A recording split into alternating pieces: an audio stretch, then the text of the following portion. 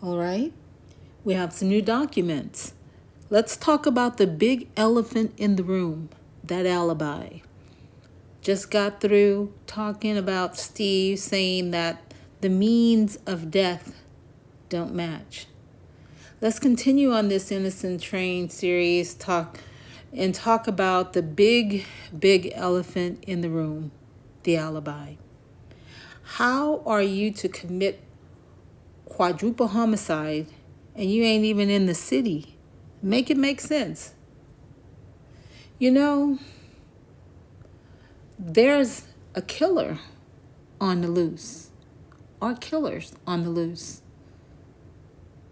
If this turns out to be true, let's talk about it.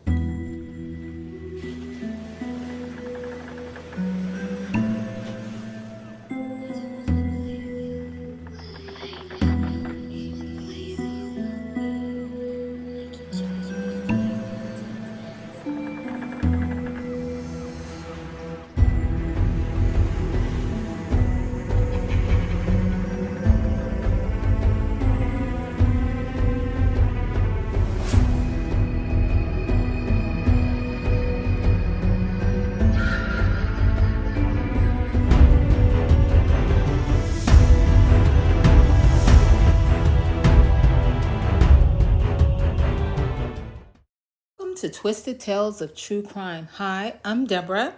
On some of my social media platforms, I'm known as auntteadee, but here you can call me Deborah.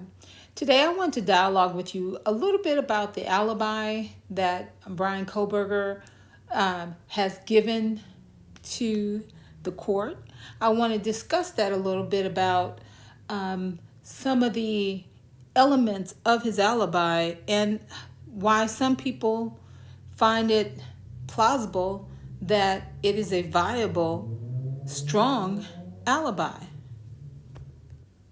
There will always be naysayers that believe that it's a weak alibi and that that's abnormal, but I'm going to show you circumstances in which someone driving, going night hiking, and also someone who truly enjoys it and can give you an example of why they enjoy night hiking. I'm one of those people who really love van life, even though I don't have a van. In the future, I intend on getting a van, but that's neither here nor there. Let's kind of go over a little bit about Bryan Kohberger's alibi briefly. This past week, Bryan Kohberger's lawyer, Ann Taylor, she filed the supplementary response to the state's alibi demand. Bryan Kohberger's original alibi has not changed. Only difference is he gave a little bit more detail as to why he is out at night. So basically, in a nutshell, Mr. Kohberger moved to Pullman, Washington in June of 2022. As an avid runner and hiker, he explored many areas of the Palouse. Of note, he explored Wawa-Wee Park in July of 2022, and this became a favorite location. After the school year began, Mr. Kohberger was busy with classes and work at the Washington State University, and his running and hiking decreased but did not stop. Instead, his nighttime drives increased. So he was, as you can tell from that sentence, I'm taking on that he had problems sleeping, which would be consistent with what his neighbors said. He was always up late and he was a night owl. I guess like when a person's mind is racing a lot, they have all this energy and he may have been hard for him to focus. So going for a late night drive made sense because I used to do that when I was younger, and I'm an avid hiker. I have a few spots. I just love hiking. So that makes sense to me. This is supported by data from Mr. Kohberger's phone showing him in the countryside late at night and on in the or on in the early morning on several occasions. The phone data includes numerous photographs taken on several different late evenings and early mornings, including in November, depicting the night sky. To most people, they're saying, they believe that this is a weak alibi. But if indeed he had his cell phone on with him, and plus he was taking pictures of the night sky on different occasions, honestly, I believe because I've had so many years in IT, this is a very, very, very strong alibi, because not only will the data from his cell phone be able to corroborate the exact locations. There may be apps on his phone that even if like his phone was out of range, his phone, I believe he had an Android. Some apps will, especially if he had like Google, it'll be able to give directional information from his phone, exactly where the location he is at that point, or just document in a way, the metadata, can tell geolocation, especially those photographs and stuff. But a lot of people don't want to hear that. Because they've not been one of those kind of individuals who, enjoy nature or go out and do that. Because there's not a lot of people, honestly, in the world that will partake and enjoy a good hike, especially one at night, or walk or anything like that. But believe me, it happens. One of the things, I was listening to some of the other creators kind of eloquently talk about why this alibi is very plausible. It may sound weak to other people, but to an IT person, it's a very strong alibi, and they also have a excellent expert who's going to be able to testify to that. One of my favorite creators, he kind of described it best. He could give a master class, if you ask me, on storytelling, and I think that's the reason why I was so drawn to start my own channel in this space. Listen to what ARHayes has said and described it, because I think that he captured exactly what probably Bryan Kohberger felt or did, in his rationale behind the joy of going hiking. Take a listen.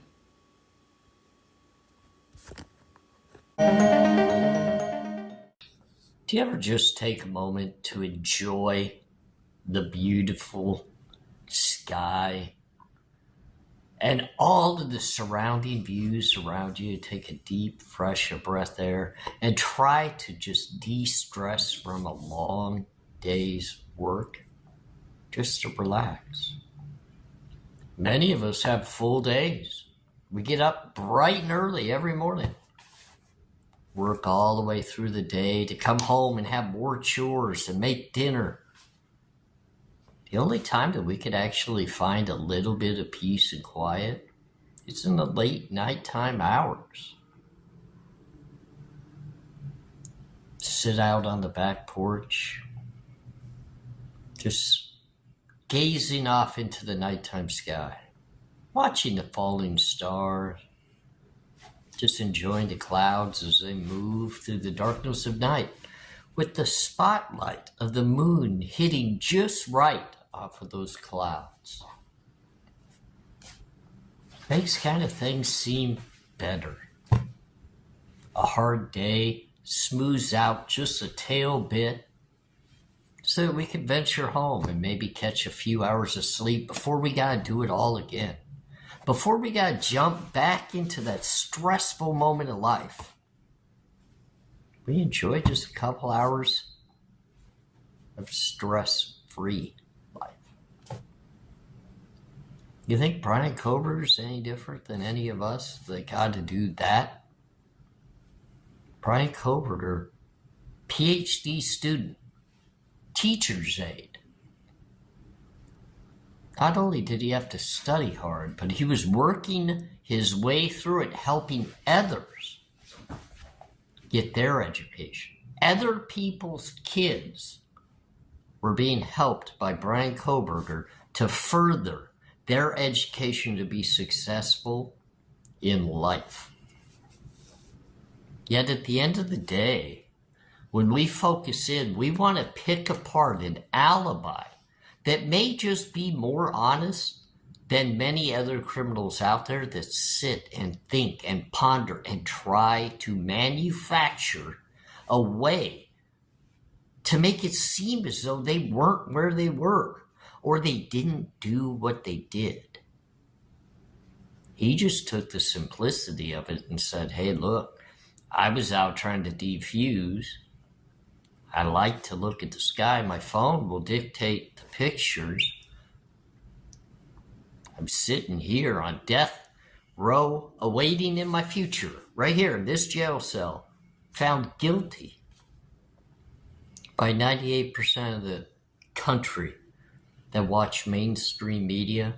They listen to everything the victim's family wants to put out, but they haven't heard one word, not one word, of what my voice and my alibi just might be.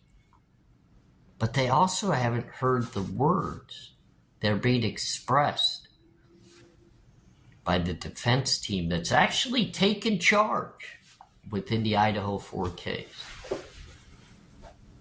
Let's discuss this just a little bit, because I think it's rather important that the only team within the Idaho 4 that showed a little bit of strength and also a little bit of evidence to go within the case is the defense.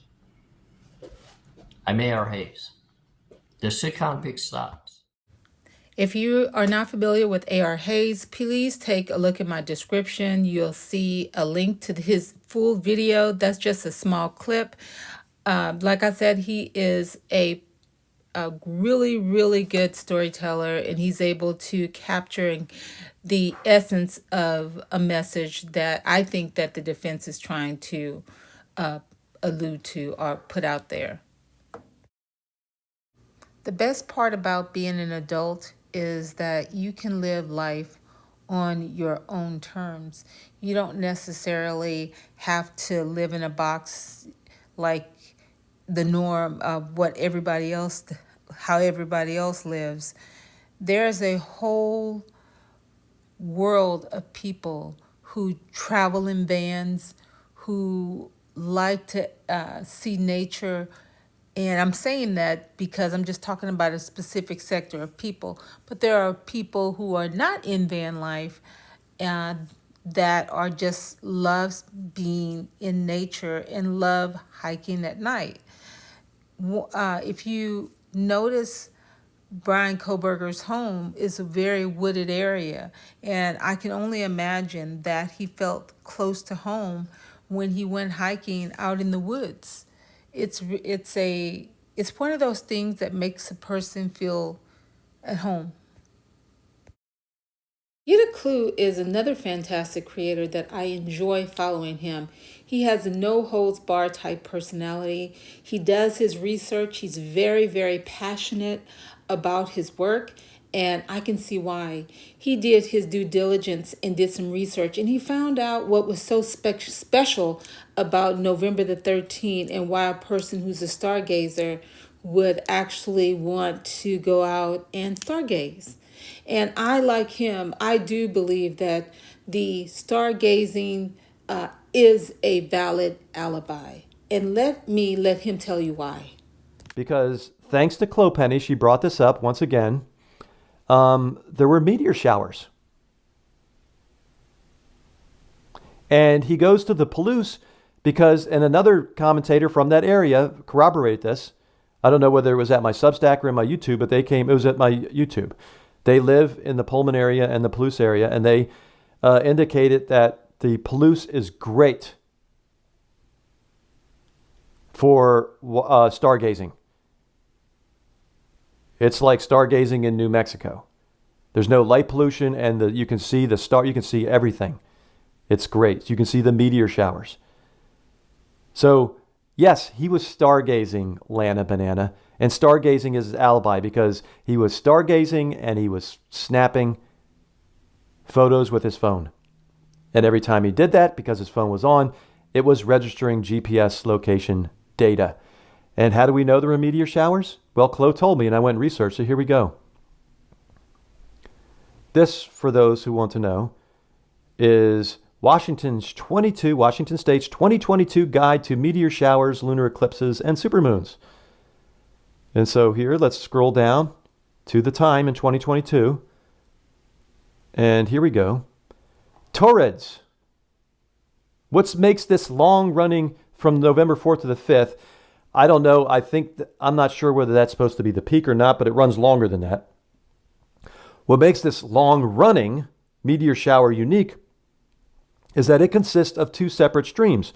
The first created by grain dust left behind by asteroid 204/TG10, and the second by dust grains left behind by comet 2P-EN-Encke.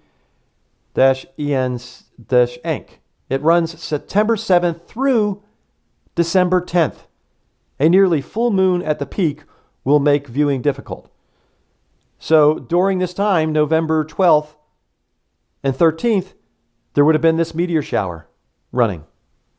And then there's this one, Leonids, November 17th to 18th. The Leonids meteor shower runs November 6th through the 30th. So 12th and 13th is right in the middle of that. And puts on an average show of about 15 meteors an hour. Except during cyclonic peaks that occur about every 33 years, when hundreds of meteors an hour can be seen. It happened last in 2001, putting us years away from a similar show from the shower created by dust grains left behind by comet 55P Tempel-Tuttle, discovered in 1865. So there you go, meteor showers. Stargazing. My bet is he was snapping photos that night. The whole time snapping photos, periodically throughout the night. Each time he does, GPS location gets attached to the photo. Extraction of the metadata from the phone through forensic extraction shows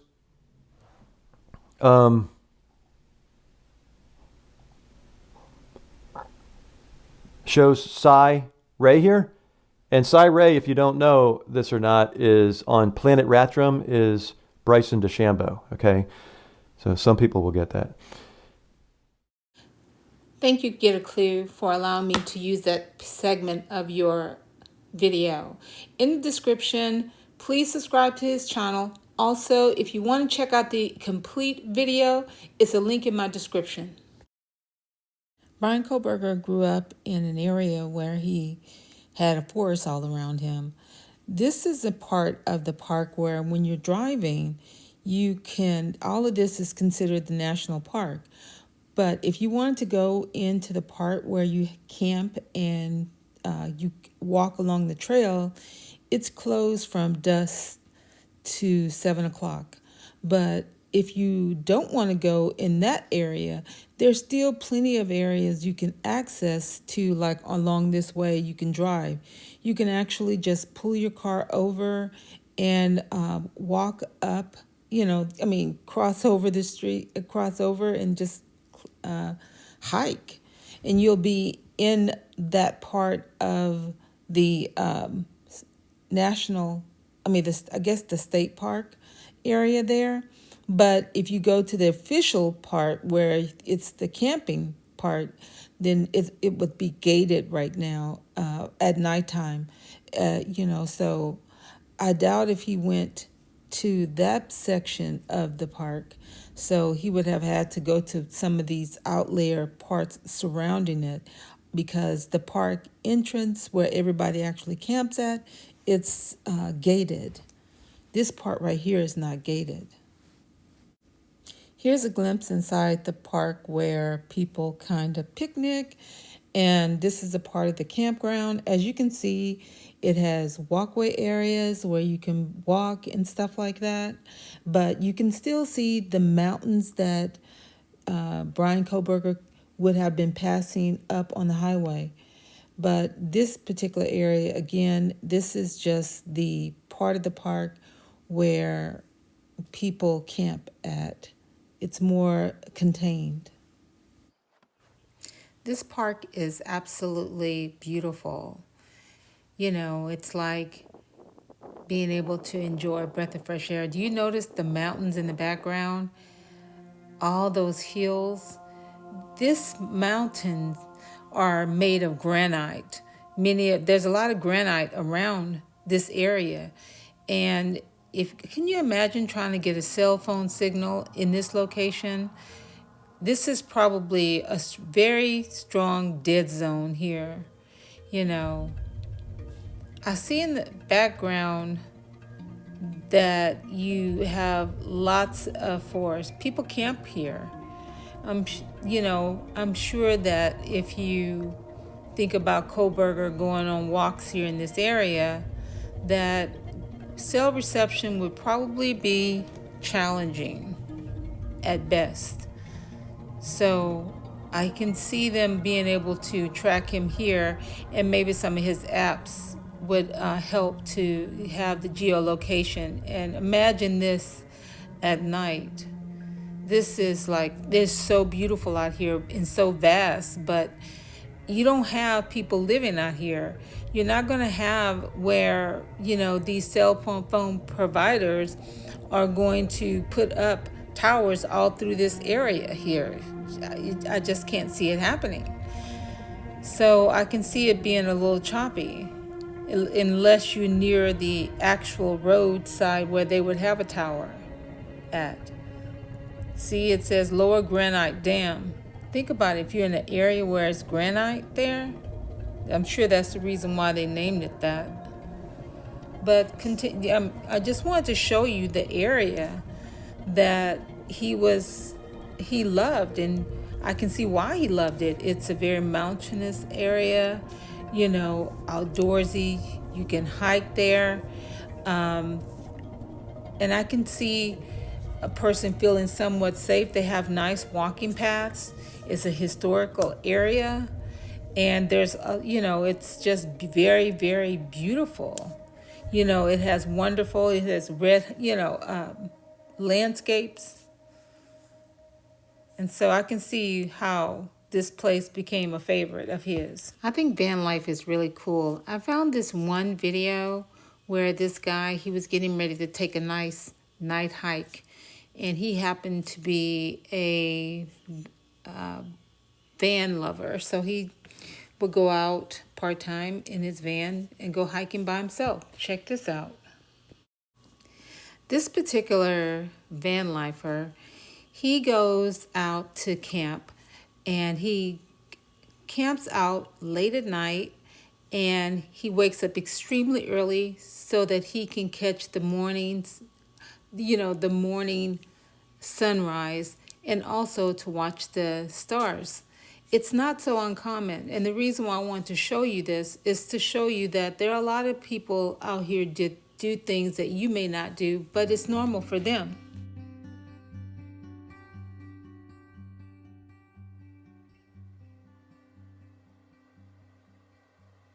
Next day, in fact, I'd actually set the alarm for a bit later. We just woke up, and it was just one of those mornings where I thought I'll just get up and get at it, and I'm glad that I did. But I was still a bit groggy in the morning when I woke up, and it took me a wee bit of time to get going and get that mojo ready for heading up the hill in the middle of the night.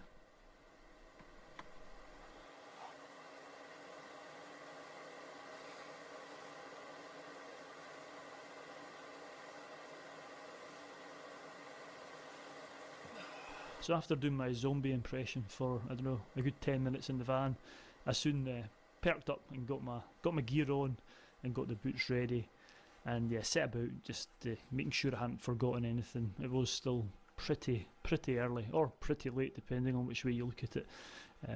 So I didn't want to find out halfway up the hill that I'd forgotten a torch or or anything like that, which has happened before. But yeah, it was soon time to open up the van, see what the night was going to be like. It was still very, very starry, and the moon was out as well, which was providing quite a bit of moonlight, which was going to prove useful in the following hours as I headed up the mountain to try and get to the summit for the sun coming up.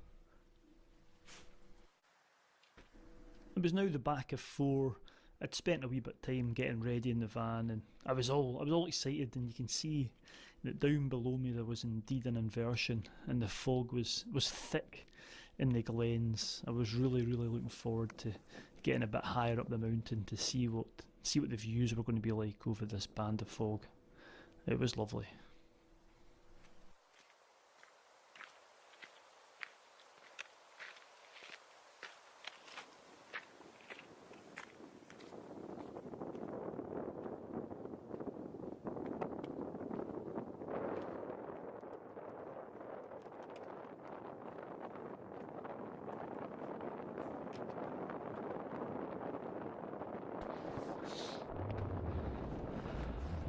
Oh. Right, hopefully you can see me. Just gonna have a wee break here. Can you imagine Bryan Kohberger just kind of walking through, enjoying the evening, or rather the early morning, and it was just something he did? It's not so crazy to think about when you can see that other people share the same passion too when it comes to relaxation. And this gentleman is no different.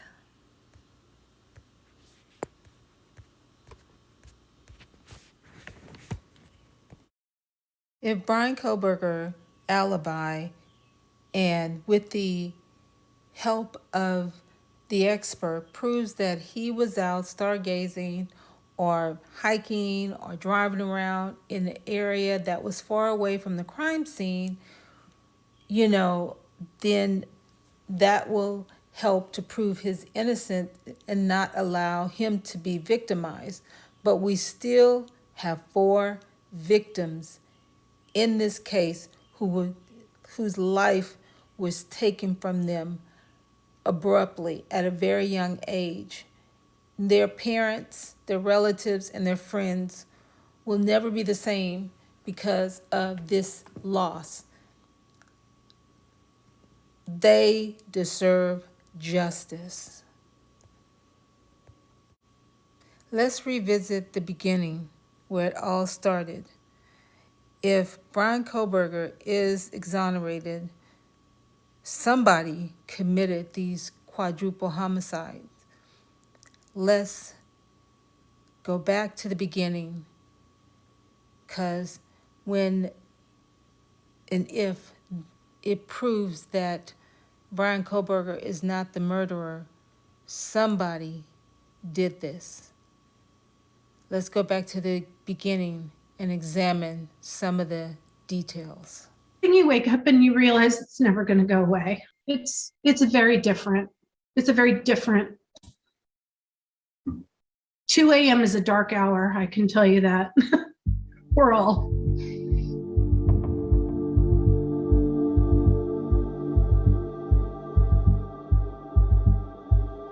They did officially update the timeline to reflect Kaylee and Maddie getting home at 1:56 a.m. I've been pushing that from the very beginning. I will say the one lingering frustration I have is the timeline. I know it's semantics, but my sisters got home at 1:56. It wasn't 1:45. I know it might not seem significant, but when we're looking for camera, when we're looking for dash footage, when we're looking for any of those things, I do feel it is valuable, and they did get home at 1:56. It was not 1:45. Right. I found neighbors' Ring camera footage so that I can verify that the Uber driver took her home.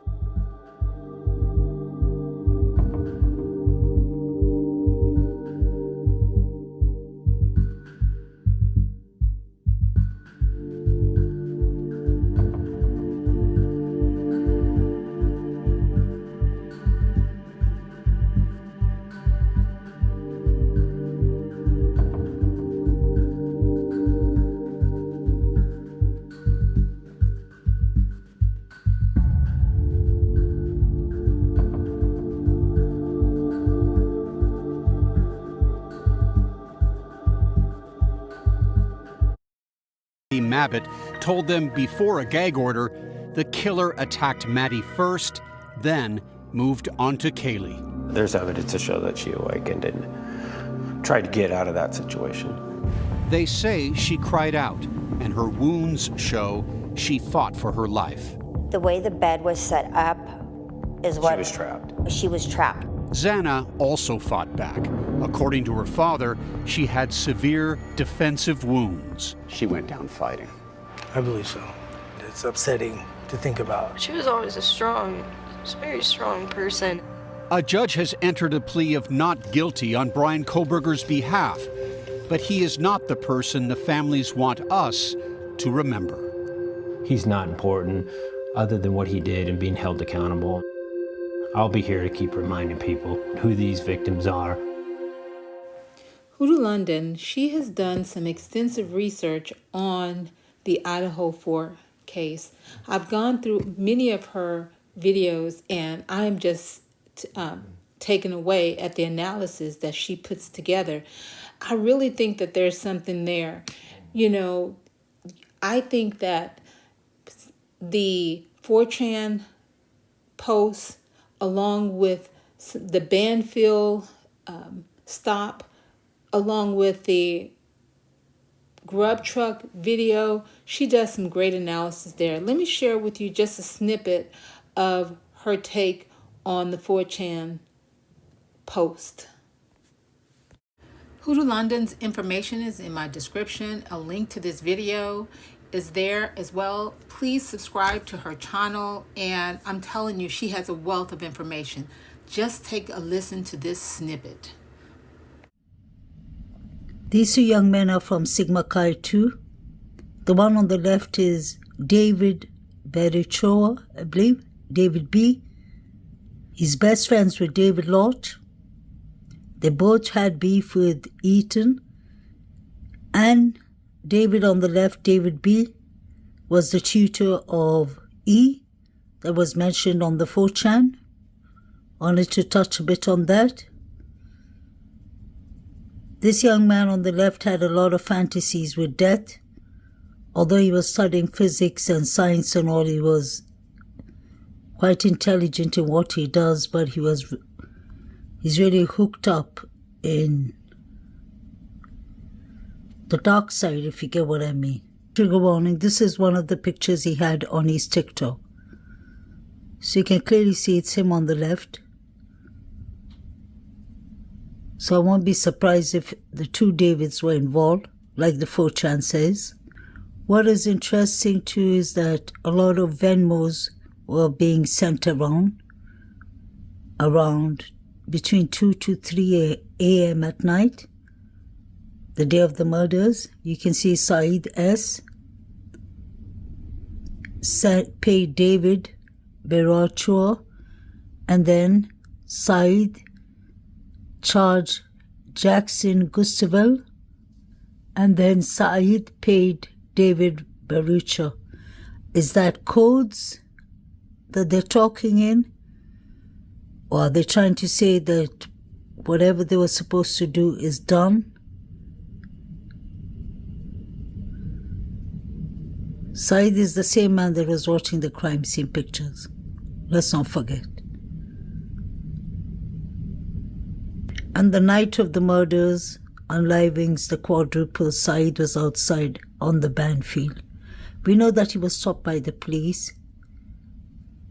You can see him here with the alcohol beverages. He said he came from a party and he pointed out towards Taylor Avenue, towards that side.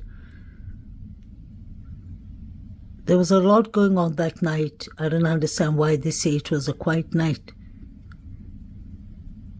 Why was Saeed sending Venmos to David Berachua and to Jason Gustavell was sending him Venmos?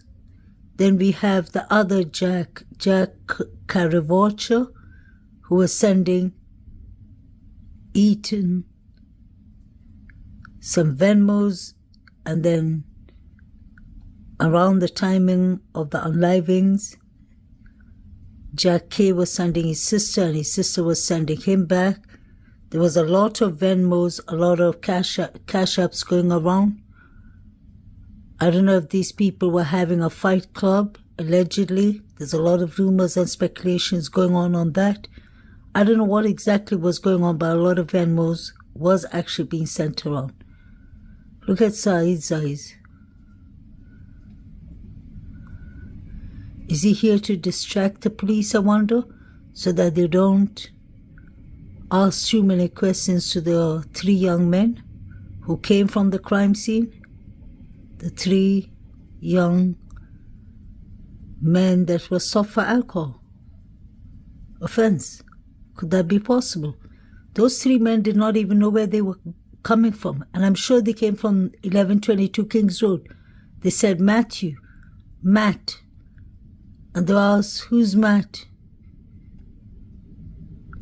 And he said, he lives somewhere there.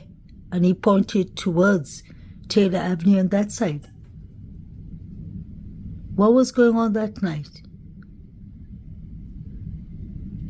This is one of the pictures Saeed was watching at the band field. For me, it looks like somebody's standing and there are 3 people sitting downstairs and the person standing is looking down and talking to them or something. Those 2 figures, one of them looks like Quincy, the one with the red jacket. You can only see the back side of the person. There are 2 people actually. The one on the left is wearing a red jacket and a 6-pants cap, I believe, or just a normal cap. Then you have the one on the right that is more like a figure. This is what Saeed is watching. You have been watching this too, like I showed you before. The above picture, trigger warning, looks like somebody sitting on a bed. And Kaylee was found in the position sitting. That's what her mother said. And it looks like actually, the more look like you can see a hand. Even somebody sitting there, you can see a hand.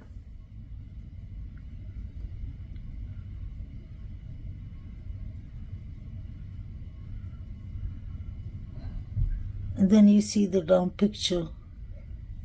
Somebody who looks like Dylan. Is it a woman?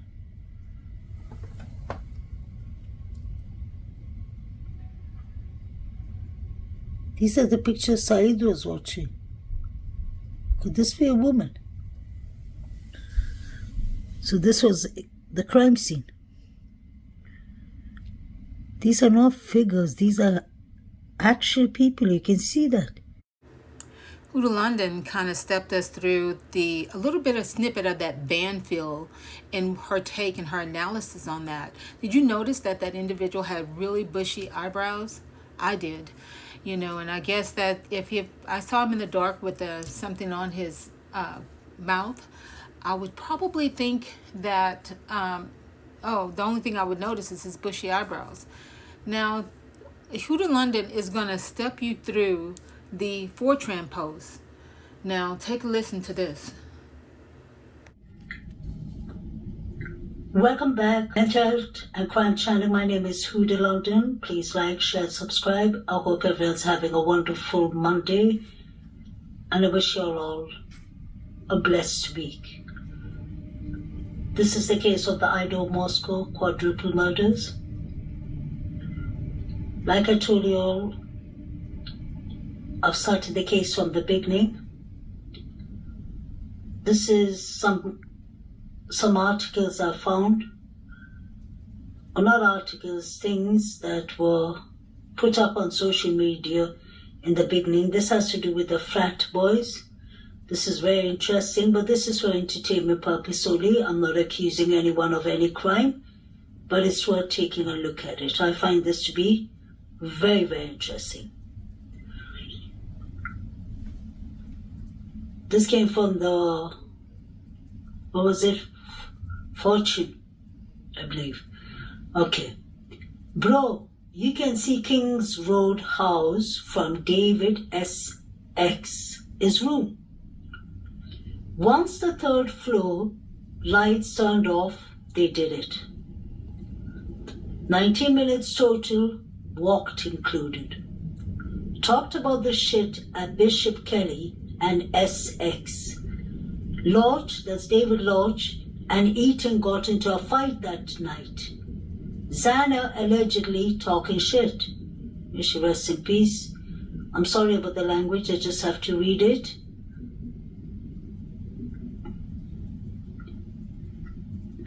L had probs, that's David Lodge, had problems with Mads also. This shit has been brewing since fall rush last year. CUNTS went quiet on SM for 2 weeks before and after the deed. Burns' mom, a paralegal, so he knows not to say shit. Lodge cleared his SM. Had to take a shit, sorry to say. SX22 saw Eaton, Xana, Lodge, and Byrne at the party. Lodge, that's David Lodge, and Eaton was having issues. Back to Eaton rushing him. Eaton talked shit about Lodge taking steroids and having balls shrivel. Lodge pissed as he wanted Xana.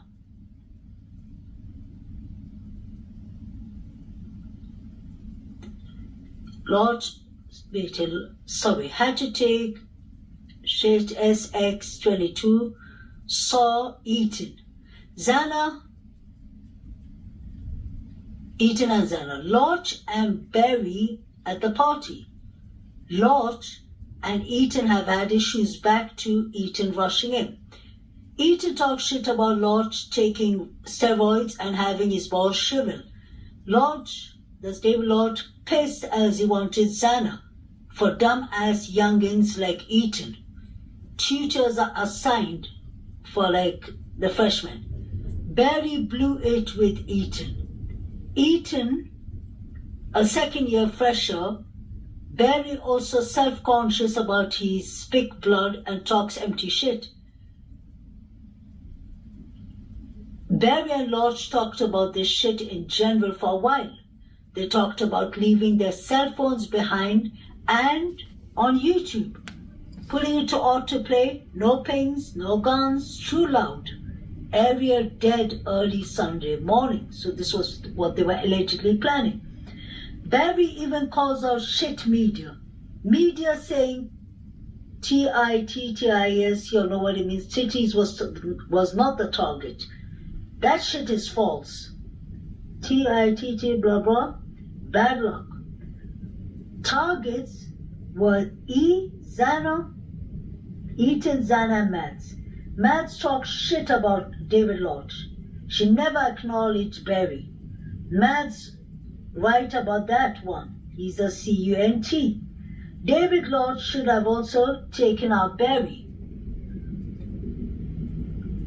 WKF and Dirty South, Lodge, and E hated each other. Barry got a bid because our house GPS sucked and the NC was on asses. Barry is schizophrenia. Dirty South and E should not be more opposite. Mads did talk shit about Dirty South Lodge, David. Also pissed. She was Rogaine Jack, his girlfriend. So that is Jake, I guess, boyfriend. Or did they mean Jack? Had to charge no plug. Mads was also the target. Tilly is not a target at all. Bad luck, well-known fact. High probabilities, some brothers are aware. Ample opportunities and will play the grieving boyfriend. Barry actually talked about this shit in detail in the past. We ear electrician gloves, put on baggy clothes after and walk away. BTW, Barry's dad works for a professional cleaning company. That shit was disposed of in Garden City over the Thanksgiving holiday. So I need to take your time to read it. I think this is more of a plausible explanation for what kind of happened. I wonder if the police actually followed this path of analysis. This was put out, like Huda London said at the beginning of the investigation. It was just totally ignored. It doesn't make any sense. I went back also to verify what other creators saw and took notice of, and Crime Circus took notice of the same thing. Check this out. And some pictures, and we're going to put this in perspective on how close the fraternity house is to the crime scene. It's really only about a 1-minute walk, maybe 30 or 45 seconds if you're jogging or running. And a newsflash reminder to anybody that's forgot or just starting to follow this case, they initially told us this crime happened at about 3 a.m. At around 3:12 a.m., we see these individuals running from the direction of the crime scene towards the fraternity house. Boom! And you have to remember, Kaylee and Maddie stopped calling Jack Decor at about 2:56 a.m. after frantically calling him about 8 times. They were really trying to get a hold of Jack D for 25 minutes, calling and texting. As far as we know, he never answered those calls and never texted them back, not even the next morning. What? Yeah. Why didn't he respond to them the next morning? He's a frat bro, but I think he was in a different frat. Anyways, I think sometime between midnight and 2 a.m. is when Xana and Ethan were attacked. Kaylee and Maddie got home at around 2 a.m. and they most likely walked in upon some things that they weren't supposed to see, and they were frantically calling Jack Decor. Either a fight was already taking place or they stumbled upon the deceased bodies, so they were calling Jack D. He was their go-to. Who else to call? Jack D was their neighbor. Maybe Jack D could have helped. And then the phone calls stopped at about 2:56 a.m. And that's most likely when they became deceased. Yeah. R.I.P. I mean, just think about it logically. Whoever went into that house had to have been very familiar with the occupants and the layout of the house. Somebody that had been there many times, and that was a party house, and the frat boys certainly were known to party in that house with those girls. Ethan was Sigma Chi, and he was in the house. Certainly his brothers would have been familiar with the house as well. Bryan Kohberger, the introvert, would not just drive by a house that has 6 vehicles parked in the driveway and randomly walk in and slice 4 people up. That's not logical, and that's not even believable. We saw about 6 individuals on this footage right here running from the crime scene towards the frat house. What more do you need? That's a smoking gun. That's a boom. Common sense. We can't be so naive any longer, ladies and gentlemen. The timeline that they've constructed in the PCA is not adding up with the videos we've seen and the other information that we've acquired and analyzed as well. Was Bryan Kohberger out and about driving around? Yeah. And this crime had already happened and they were already deceased. The easy fall guy if you ask me, but nobody's asking me, so moving right along. Remember this clip? This is where it's revealed that Maddie told Adam everything. And Kaylee seemed a bit frantic, in my opinion. What